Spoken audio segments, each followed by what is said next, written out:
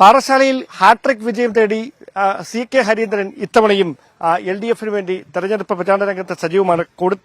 കടുത്ത വേനൽ ചൂടിനിടയിലാണ് അദ്ദേഹം പ്രചാരണമായി മുമ്പോട്ട് പോകുന്നത്. വലിയ ചൂടാണ്, തെരഞ്ഞെടുപ്പ് ആവേശം ഒരു വശത്ത്. അതെ, എങ്ങനെയുണ്ട് പ്രചാരണം ഈ ഘട്ടത്തിൽ? ഇല്ല, എങ്കിലും കാലാവസ്ഥ വളരെ പ്രതികൂലമാണെങ്കിലും, നല്ല വേനലും കടുത്ത ചൂടിലാണെങ്കിലും ഇടതുപക്ഷ മുന്നണി പ്രവർത്തകരെല്ലാം സജീവമായ രംഗത്തുണ്ട്.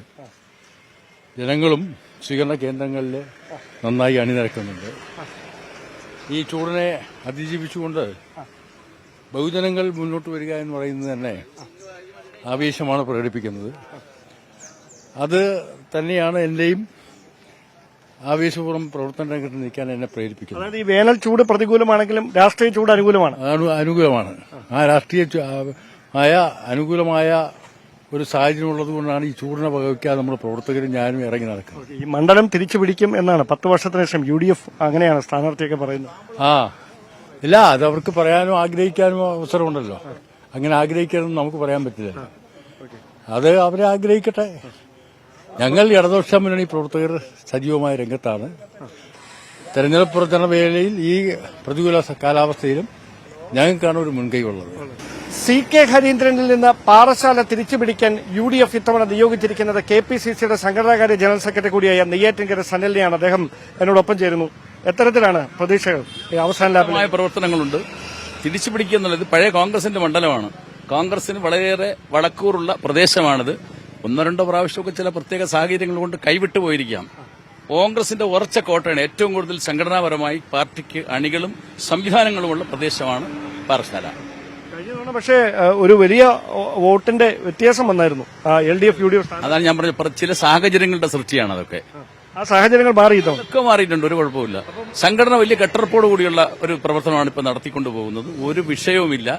പൂർണ്ണമായും നല്ല ഭൂരിപക്ഷത്തോടുകൂടി ജയിക്കാൻ പറ്റുന്ന എല്ലാ സാഹചര്യങ്ങളും ഇവിടെ ഉണ്ട്. ജയിച്ചിരിക്കും. AT ജോർജ് നമുക്ക് പിന്തുണ തരുമോ? എങ്ങനെയാണ്? ഉണ്ടല്ലോ, അദ്ദേഹം ഇന്നലെ ഉണ്ടായിരുന്നല്ലോ. ഇവിടുത്തെ പരിപാടി ഉദ്ഘാടനം ചെയ്ത അദ്ദേഹം അല്ലേ? നിങ്ങൾ അറിഞ്ഞില്ലേ? അല്ല, അദ്ദേഹത്തിന് പൂർണ്ണ പിന്തുണ ഉണ്ടോ? നമുക്ക് പൂർണ്ണമായും. അങ്ങനെ വേറെ കള്ളക്കളികളൊന്നും ഇല്ലാക്കും. അവർക്ക് ഒരാൾ രാഷ്ട്രീയത്തിനകത്ത് എല്ലാവർക്കും അഭിപ്രായം പറയാൻ സ്വാതന്ത്ര്യമുണ്ട്. അതാണ് കോൺഗ്രസ് പാർട്ടിയുടെ പ്രത്യേകത. അഭിപ്രായങ്ങളൊക്കെ അദ്ദേഹം പറഞ്ഞിട്ടുണ്ട്.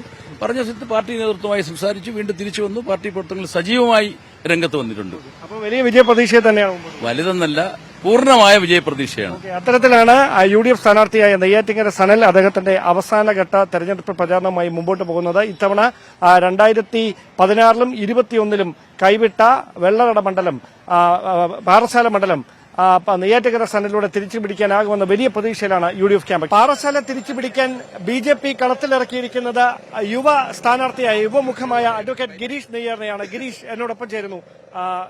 ഇടത് വലത് മുന്നണികൾ മാറി മാറി സ്ഥാനാർത്ഥിയായി വിജയിച്ചുകൊണ്ടിരുന്ന ഒരു സ്ഥലം, അവിടേക്കാണ് ഒരു യുവമുഖമായ ഒരു പ്രദേശത്ത് നിന്നുള്ള ഒരു യുവമുഖത്തെ NDA കളത്തിലേക്ക് ഇറക്കുന്നത്. എത്രമാത്രം പ്രതീക്ഷയോടെയാണ് തെരഞ്ഞെടുപ്പിനെ നോക്കിക്കാണുന്നത്?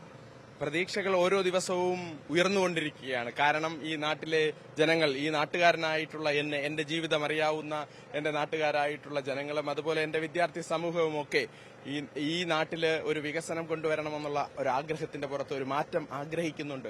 അതുകൊണ്ടാണ് രാഷ്ട്രീയ ഭേദമന്യേ, BJPക്കാര് മാത്രമല്ല, രാഷ്ട്രീയ ഭേദമന്യേ എല്ലാവരും എനിക്ക് വോട്ട് ചെയ്യും എന്ന് അവർ പലരും പറയുന്നുണ്ട്. അത് തന്നെയാണ് നമ്മുടെ പ്രതീക്ഷ. CK ഹരീന്ദ്രൻ ഹാട്രിക് അടിക്കാൻ കഴിയുമെന്ന പ്രതീക്ഷയിലാണ് അദ്ദേഹം. അത്തരത്തിലുള്ള ചിന്തകളാണ് പങ്കുവെക്കുന്നത്.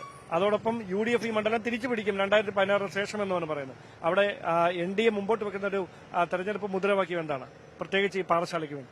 പാറശാലയിൽ നമ്മൾ മുന്നോട്ട് വയ്ക്കുന്ന മുദ്രാവാക്യം എന്ന് പറയുന്നത് ഈ നാട്ടിലെ അടിസ്ഥാനപരമായിട്ടുള്ള വികസനങ്ങൾ നമുക്ക് ആവശ്യമുണ്ട്.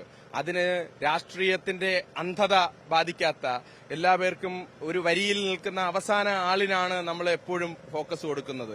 അതാണ് നമ്മുടെ ആശയം എന്ന് പറയുന്നത്.